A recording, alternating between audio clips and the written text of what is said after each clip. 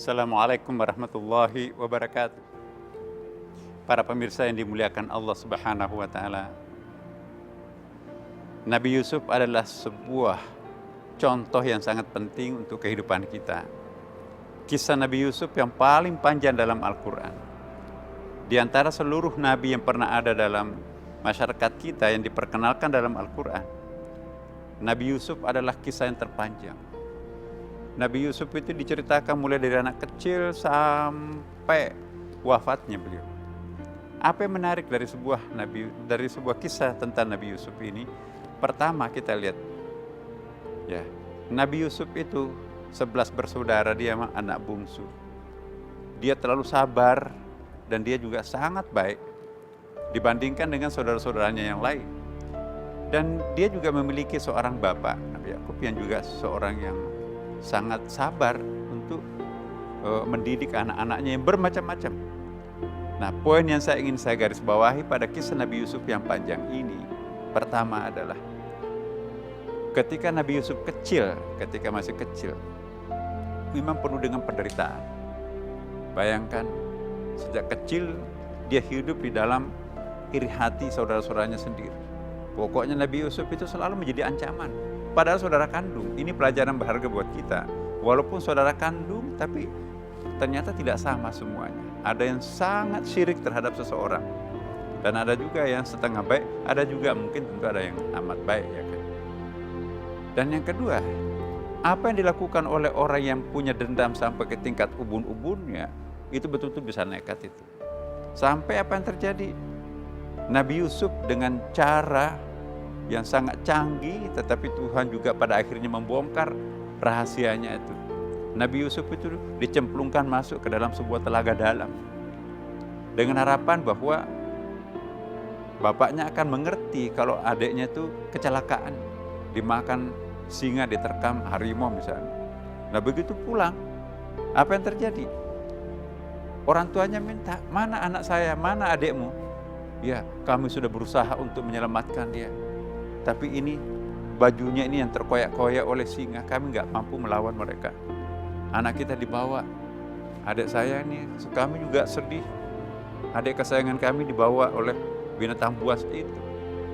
Tapi dalam feeling seorang orang tua, anak saya tidak mati." Penasaran terus. Nah, keyakinan saudara-saudaranya ini sudah wafat ini karena dicemplungkan ke dalam, ternyata ada kafilah yang datang dari padang pasir itu.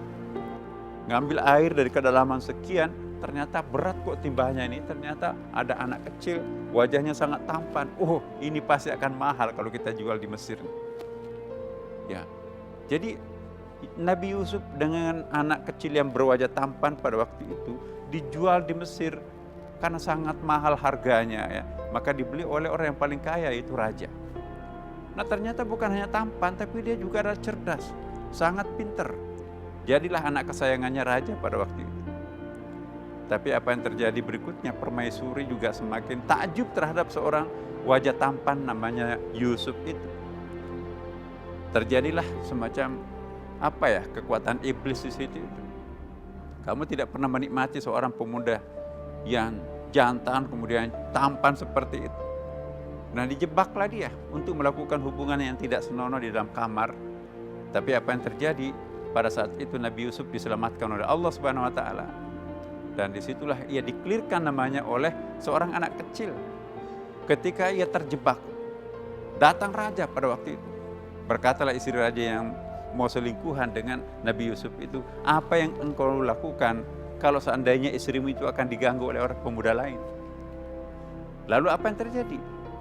Berteriaklah seorang anak kecil di situ yang belum layak untuk bicara, tapi anak itu sangat fasih. "In kana qamisuhu qudda min duburin fasadaqat." Apabila bajunya Nabi Yusuf itu koyak bagian depannya, maka Nabi Yusuf itu salah. Tapi kalau yang robek bajunya itu bagian belakang, yang salah adalah perempuan itu. Nah, setelah dilihat yang robek adalah bagian belakangnya bajunya Nabi Yusuf, maka kesimpulan pengadilan, yang salah adalah istrinya raja. Tapi mencapai puncaknya ketika Nabi Yusuf berhasil menyelesaikan persoalan-persoalan negara pada waktu itu. Ya, Nabi Yusuf dianggap penyelamat ekonomi Mesir pada waktu itu. Dan apa yang terjadi kemudian? Nabi Yusuf alaihissalam itu dipromosikan menjadi Perdana Menteri, dan pada akhirnya Nabi Yusuf itu diminta untuk mengendalikan kota Mesir. Ya. Karena kecerdasan Nabi Yusuf itu, ya, panen selama 6 tahun itu di saving dulu dalam sebuah gudang besar. Nah ketika 7 tahun berikutnya itu paceklik, maka satu-satunya negara yang survive pada waktu itu adalah Mesir. Dan disitulah ia berjumpa kembali dengan saudara-saudaranya yang pernah mengkhianati dirinya, dan termasuk berjumpa dengan ayahandanya yang sudah tua pada waktu itu.